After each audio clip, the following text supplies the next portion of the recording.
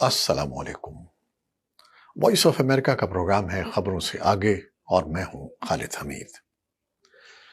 नाजरीन, गुज़श्ता 3 माह में दुनिया भर में इसराइल हमास जंग के खिलाफ मुजाहरों में बैनर्स, टी शर्ट्स, गुब्बारों और सोशल मीडिया पोस्ट्स में एक फल की तस्वीर तवातुर से नजर आ रही है। उर्दू जबान में उसे तरबूज और अंग्रेजी में वाटरमेलन कहते हैं। कराची में सिविल सोसाइटी और सियासी जमातों ने गजा में इसराइली कार्रवाइयों के खिलाफ और फलस्तीनियों के साथ यकजहती के इजहार में कटे हुए तरबूज की तिकोनी काश के अलामती बैनर के साथ नारे लगाते हुए एहतजाज किया।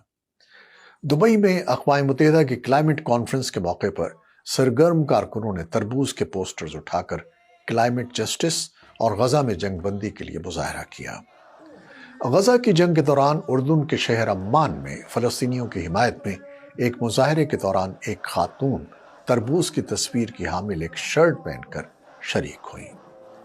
एड्स के आलमी दिन के मौके पर मुजाहिरीन लिंकन सेंटर न्यूयॉर्क के बाहर तरबूज के अलामती बैनर के साथ एहतजाज करते रहे और जनूबी अफ्रीका के शहर केप टाउन में एक लड़का फलस्तीनी परचम थामे हुए एक मिनी बस के पास खड़ा नजर आया, जिस पर फलस्तीनियों के साथ यकजहती के इजहार के तौर पर तरबूज की तस्वीर चस्पा थी। नाजरीन, ये फल मगरबी किनारे और गजा में एहतजाज की एक अलामत बनने के बाद से फलस्तीनियों के साथ यकजहती और मुज़ाहमत की अलामत कैसे बना? मशरिक़ वस्ता की 1967 की जंग के बाद इसराइल की हुकूमत ने गजा और मगरबी किनारे में फलस्तीनी परचम की नुमाइश पर पकड़ धकड़ शुरू की। रमल्ला में 1980 में फौज ने 3 फनकारों के ज़ेर इंतजाम एक गैलरी को इसलिए बंद कर दिया कि उन्होंने पॉलिटिकल आर्ट और अपने फनपारों को फलस्तीनी परचम के सुर्ख, सब्ज, स्याह और सफेद रंगों में पेश किया था। इन तीनों फनकारों को बाद में इसराइल के एक अफसर ने तलब किया। आर्टिस्ट और नुमाइश के मुंतजिम सुलेमान मंसूर के मुताबिक इसराइली अफसर ने उनसे कहा कि फौज की इजाजत के बगैर किसी नुमाइश के इनेकाद पर पाबंदी आए थे और फलस्तीनी परचम के रंगों को पेंट करने की भी मुमानियत है। उसके बाद से लोगों ने मुजाहरों में इस फल को लहराना शुरू कर दिया। सुलेमान मंसूर ने गुज़श्ता हफ्ते एक इंटरव्यू में बताया कि इसराइली अफसर ने तरबूज की तस्वीर कशी को आर्ट की एक ऐसी मिसाल करार दिया जिससे फौज के ज़ाब्तों की खिलाफ वर्जी होती है। मुसन्निफ मेहदी सबाग ने लिखा है कि ऐसे नौजवानों की कहानियां मौजूद हैं जिन्होंने फौज के उसूलों की खिलाफ वर्जी करते हुए तरबूज के कटे हुए टुकड़ों के साथ सड़कों पर पैदल चलकर इसराइली फौजियों के हाथों गिरफ्तारी का खतरा मोल लिया। उन्होंने लिखा कि जब मैं तरबूज देखता हूं तो मैं अपने लोगों के अटूट जज्बे के बारे में सोचता हूं। सुलेमान मंसूर ने कहा कि 90 की दहाई के वस्त में इसराइल और फलस्तीनियों के दरमियान अबूरी मुआहदा होने के बाद से 1 साल कबल इसराइल की मौजूदा हुकूमत के इक़्तिदार संभालने तक फलस्तीनी परचम बुलंद करना एक बड़े मसले के तौर पर पसे पुर चला गया। फिर 30 साल के बाद एक बार फिर तरबूज का फल एक कौमी अलामत बनकर उभरा। तरबूज के बीज सबसे अहम अलामत हैं। तरबूज की तस्वीर मुज़ाहमत की अलामत बनने की एक और वजह उसके बीज भी है। कारकुन एक कहावत का हवाला देते हैं जिसे आमतौर पर यूनान के एक शायर डायनोस क्रिस्टियानोपोलिस से मंसूब किया जाता है, जिसके मुताबिक वो हमें दफन करना चाहते थे लेकिन वो नहीं जानते थे कि हम बीच हैं। जंगबंदी के खात्मे और एड्स के खात्मे की जद्दोजहद से मुतालिक तंजीमों के इत्तेहाद के लिए तरबूज की तस्वीर पर मबनी नए डिज़ाइन के खालिक आर्टिस्ट शान इस्कारसीगा कहते हैं कि तरबूज के बीज में ताकत होती है। आप तरबूज को कुचल सकते हैं, उसे तबाह कर सकते हैं, लेकिन बीजों को कुचल देना मुश्किल होता है। इस्कारसीगा ने कहा कि फनकार हमेशा इनकलाब, मुज़ाहमत और सियासत में मुख्तलिफ दर्जों के साथ पेश रहे हैं। हम भी यही कुछ कर रहे हैं।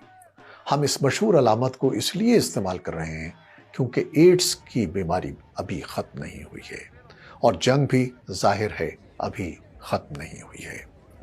अमेरिका में एक तंजीम ज्यूइश वॉइस फॉर पीस ने गुज़श्ता माह गजा में जंगबंदी के मुतालबे के लिए तरबूज की एक बड़ी तस्वीर को इस्तेमाल किया था।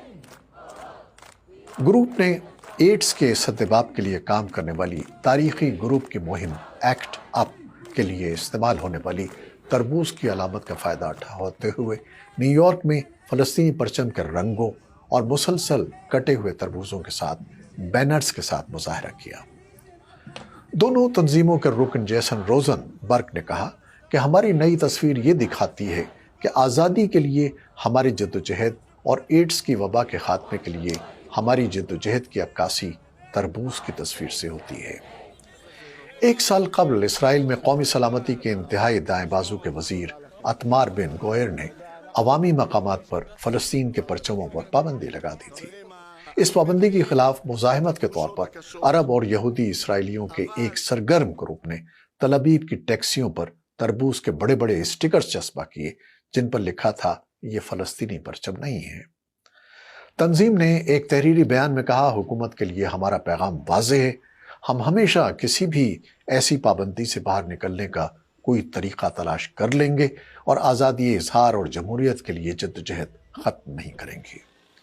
کچھ لوگ پرچم کے رنگ اپنانے کو لازمی طور پر کسی ریاست سے نہیں بلکہ آزادی اور مساوات کے لیے جدوجہد سے تعبیر کرتے ہیں۔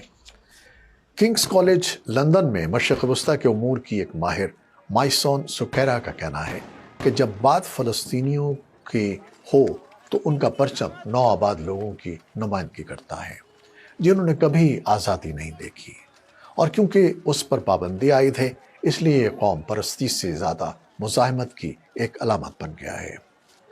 7 اکتوبر کو اسرائیل پر حماس کے حملے کے بعد غزہ پر اسرائیلی فضائی اور زمینی حملوں میں حماس کے زیر انتظام وزارت صحت کے مطابق 25,000 سے زیادہ لوگ موت کا شکار ہو چکے ہیں، جن میں سے 70% خواتین اور بچے ہیں۔